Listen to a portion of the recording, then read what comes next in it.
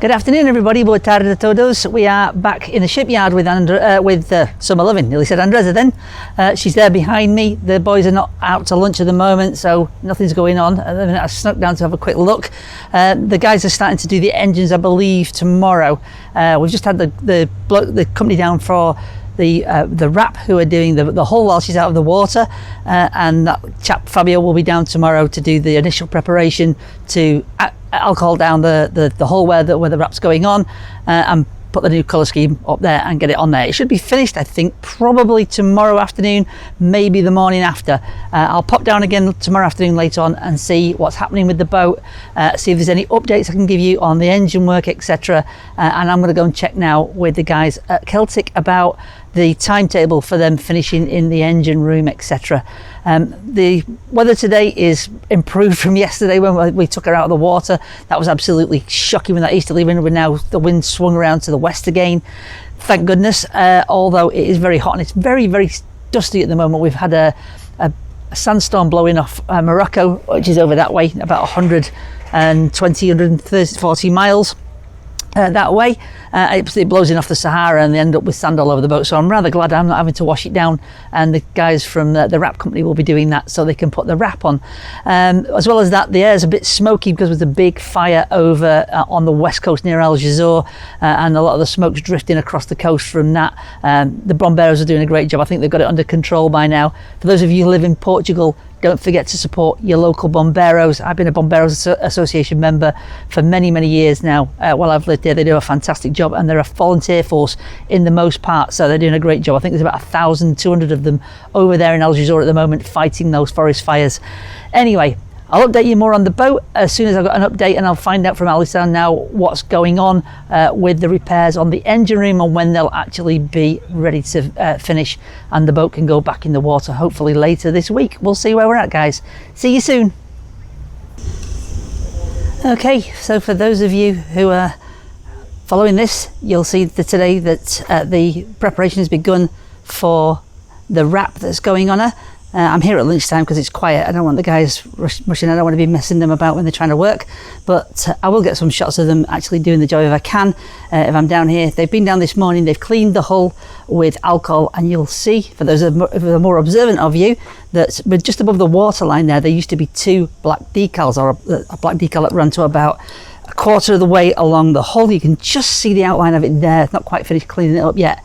And one further on. Those were coming off anyway. They're coming off as part of the job that's been done on the wrap, to put a centre band on it with a wrap, etc. And that has been removed and that has been cleaned up and polished, ready then to accept the wrap later on today. One thing I've noticed about this boat when I first looked at it was the fact that it's in such good nick, this hull. This is why I think this thing has been out of the water really for most of its winters. It's 23 years old, and that gel coat looks like it's brand new, absolutely brand new. It's unbelievable the condition that hull has been kept in. All it needed was for someone like me to come along and Phil and spend some money on its engines and just basically bring it back with a bit of love. Update some of the gear on the helm station, and it will just be an absolutely amazing boat. You'll be able to have fun all summer long on that. If you got that for your family boat and you want to take your kids out every other day and maybe just all have a little sleep outside, if you want to sleep on deck or in that little cuddy cabin. It's got a bathroom, everything you need just to be down there. It's just endless fun, and all for the price really of a family car. You know, a second-hand family car. I've just bought a new car. It's absolutely cost a good deal more than this thing's going to cost. But, you know, absolutely wonderful stuff. So, for the guys who are doing the wrap, if you can see over there, there is a 50-foot Predator, a very old one actually. So I think it's about 2000, might be a bit before that. I think it's a 1998 Predator. That guy bought that as an absolute bargain. I'll tell you the price, you wouldn't believe it, about 50,000 euros plus a jet ski. And he spent some money doing it up. He bought that as a project again. And the guys who are wrapping Summer Loving did the wrap on that 50-foot Predator there with the grey hull band round it.